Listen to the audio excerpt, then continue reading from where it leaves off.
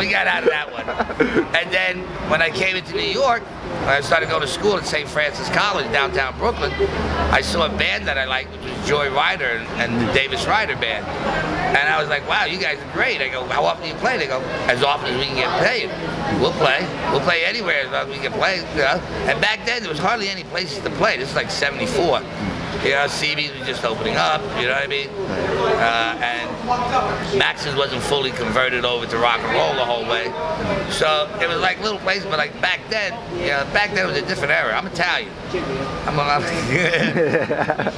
Need more to be said. Most of the clubs and stuff were run by Italians. And my father was what you call a man of respect, right? So I would just go to these different clubs and say, listen, can I put a band in? Like, sure, anything you want, Frankie, because of my old man. You know, so I started booking in places in Jersey and in Long Island, and then, you know, then I found other bands, and like I had the connections, and just went on from there. Wow. So can you tell us what shows you promote? What are your regular shows that happen every week?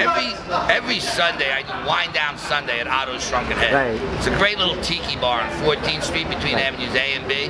It's a great little tiki bar. It's a dive. We have live music in the back. I have 8 to 10 bands every Sunday. Whoa. It's Wind Down Sunday. It's where you wind down from a rough weekend and prepare for another week in hell.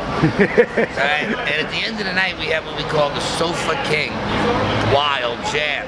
That's because it's so f***ing wild, even I don't know what's going to happen. But the thing is, I've been doing this now for over 35 years. I know just about everybody. If they're still alive, they play for me. All right? So I get people like Bobby Steele comes in, Lenny Kaye, Sylvain, because they know I've got the equipment. Right. You know what I mean? And all I have to do is like, they bring the guitar, boom, plug in and play. And one night I had Lenny Kaye playing guitar with Sammy Yaffa from Hanoi Rocks and now the New York Dolls. He was playing bass and Billy Ficker on drums. And Sammy didn't have a bass, you know? Lenny goes to Sammy, he goes, you want to play with me? Sammy goes, I ain't got a bass. I'm like, hold that thought, I'll be right back. I went, and the only bass available was a stand-up bass.